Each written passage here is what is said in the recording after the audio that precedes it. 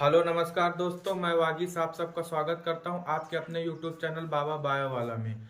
दोस्तों आज हम लोग पढ़ने वाले हैं कायिक जनन। तो दोस्तों आप लोगों को वीडियो अच्छी लगा करें तो चैनल को सब्सक्राइब कर लें, लाइक कर लें, कमेंट करें और शेयर करना ना भूलें। तो दोस्तों लेट ना करते हुए आज हम लोग पढ़ने वाले हैं कायिक जनन। कायिक जनन क्या होता है, कायिक जनन कितने प्रकार के होता है, यह सब हम यह वीडियो के माध्यम से जानेंगे। तो दोस्तों आओ शुरू करते हैं, कायिक जनन क्या होता है।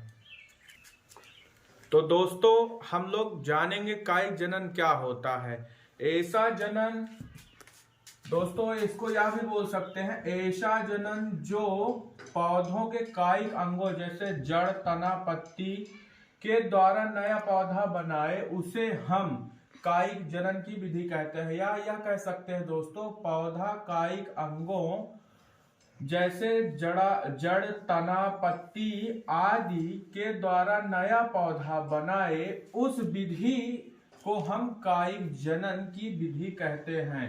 कायिक जनन प्रायः दो प्रकार की होती है दोस्तों। कायिक जनन दो प्रकार की होती है।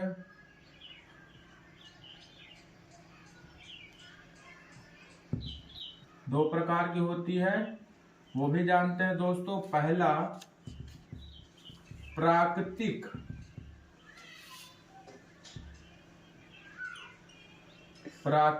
कायिक जनन और दूसरा कृत्रिम कायिक जनन। कृत्रिम कायिक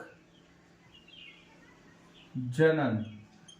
तो दोस्तों हम लोग पढ़ रहे हैं कायिक जनन। कायिक जनन क्या होता है? ऐसा जनन जिस जनन में जड़, तना, पत्ती आदि के द्वारा नया पौधा बनाए उसे हम कायिक जनन कहते हैं। या यह भी कह सकते हैं पौधा कायिक अंगों जैसे जड़, तना, पत्ती के द्वारा नया पौधा बनाए उसे हम कायिक जनन की विधि कहते हैं। कायिक जनन प्रायः दो प्रकार के होते हैं दोस्तों। पहला कायिक जनन, पहला प्राकृतिक जनन और दूसरा कृत्रिम कायिक जनन। तो अब जानेंगे हम लोग प्रकृति कायिक जनन क्या होता है, इसकी परिभाषा जानेंगे और ये भी जानेंगे यह कितने प्रकार के होते हैं। तो दोस्तों अब इसी के साथ लेट न करते हुए अब हम लोग जानेंगे प्राकृतिक कायिक जनन क्या दोस्तों अब हम पढ़ने वाले हैं प्राकृतिक कायिक जनन। प्राकृतिक कायिक जनन क्या होता है? जब प्रकृति द्वारा किसी पौधे का निर्माण होता है उसे हम प्राकृतिक कायिक जनन कहते हैं। तो दोस्तों प्रकृति कायिक जनन प्रायः तीन कारणों से होता है। जैसे पहला जड़ द्वारा, दूसरा तना द्वारा, तीसरा पत्ती द्वारा। तो दोस्तों जब प्राकृतिक द्वारा यानी मौसम या किसी कारण द्वारा जब पौधे का निर्माण होता है उसे हम क्या बोलते हैं? प्राकृतिक कायिक जनन बोलते हैं। तो जड़ द्वारा, तना द्वारा, पत्ती द्वारा होता है। तो अब दोस्तों जानते हैं जड़ द्वारा प्राकृतिक कायिक जनन कैसे होता है। तो दोस्तों आइए उसको भी जान लेते हैं। तो दोस्तों अब हम लोग जानेंगे जड़ द्वारा कायिक जनन। तो दोस्तों जब नए पौधे का निर्माण प्रायः जड़ द्वारा होता है उसे हम जड़ द्वारा कायिक जनन कहते हैं। समझ में आया ना दोस्तों? कायिक जनन कहते हैं। और इसका उदाहरण क्या होता है? जैसे शकरकंद आदि, यह सब जड़ विधि द्वारा नए पौधे का निर्माण करते हैं तो इसे हम जड़ विधि कायिक जनन बोलते हैं। दूसरा क्या हुआ? तना द्वारा कायिक जनन।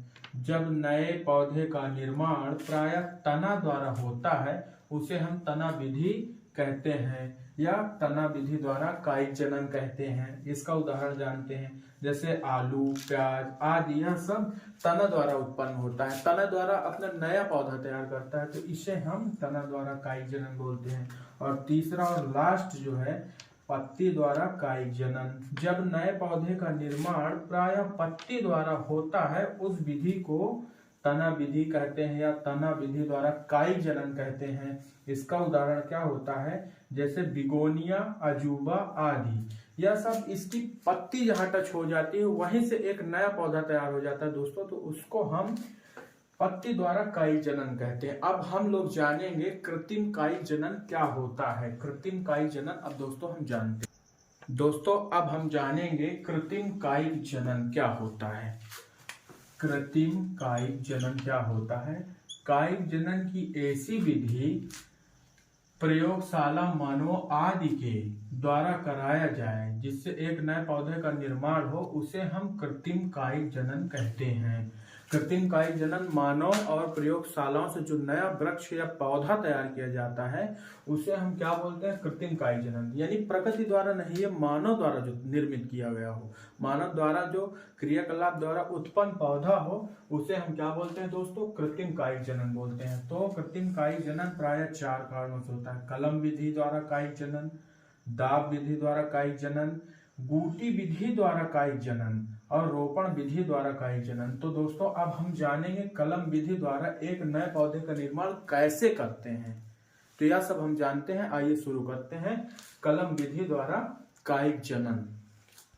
तो दोस्तों अब हम जानेंगे कलम विधि द्वारा कृत्रिम कायिक जनन क्या होता है। जब नए पौधे का निर्माण कलम द्वारा होता है उसे हम कलम विधि कहते हैं। दोस्तों आप लोग देखते होंगे जब एक गुलाब का कलम लाते हैं काट कर, या गुड़हल का या गन्ना का, तो उसमें जो है जैसे ये एक गन्ना है, ये गन्ना है, तो ऐसे ऐसे ऐसे ऐसे, तो उसके जो बीच बीच पार्ट में जड़ें बनी रहती हैं, तो इसी को हम रोपण कर देते हैं या लगा देते हैं, तो वहीं से एक नया वृक्ष तैयार हो जाता है, उसको हम कलम विधि कहते हैं। जैसे गुलाब, गन्ना, गुड़हल आदि, इसमें पौधे में एक कटीला कटीला सा जड़ निकली रहती है।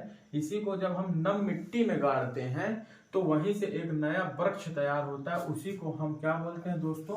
कलम विधि द्वारा कृत्रिम कायिक जनन बोलते हैं। और दाब विधि द्वारा क्या होता है दोस्तों? जब नए पौधे का निर्माण दाब विधि द्वारा होता है तो उस विधि को हम क्या बोलते हैं? कृत्रिम दाब विधि बोलते हैं। तो इसमें जैसे नाशपत्ती, चमेली, सेब आदि यह सब दाब विधि द्वारा एक नए वृक्ष का निर्माण या पौधे का निर्माण करते हैं, उसे हम दाब विधि बोलते हैं। दोस्तों अब हम जानेंगे गूटी विधि क्या होती है। गूटी विधि, गूटी विधि। तो दोस्तों जब एक नए पौधे का निर्माण गूटी विधि द्वारा होता है तो उसको हम क्या बोलते हैं? गूटी विधि बोलते हैं।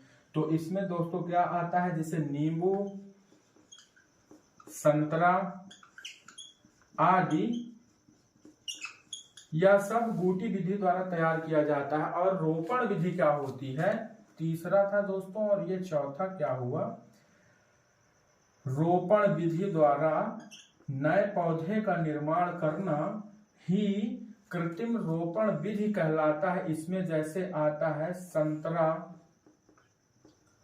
संतरा आदि, यह सब रोपण विधि द्वारा एक नए पौधे का निर्माण करते हैं, तो इसको हम रोपण कृत्रिम कायिक जनन बोलते हैं। तो दोस्तों आप लोगों को वीडियो अच्छी लगी हो तो चैनल को सब्सक्राइब कर लें, लाइक कर लें, कमेंट करें और शेयर करना ना भूलें। दोस्तों आज हम क्या पढ़े थे? कायिक जनन। तो अब दोस्तों अगले पार्ट में फिर कोई नया हम टॉपिक लेके आएंगे, तब तक के लिए अलविदा।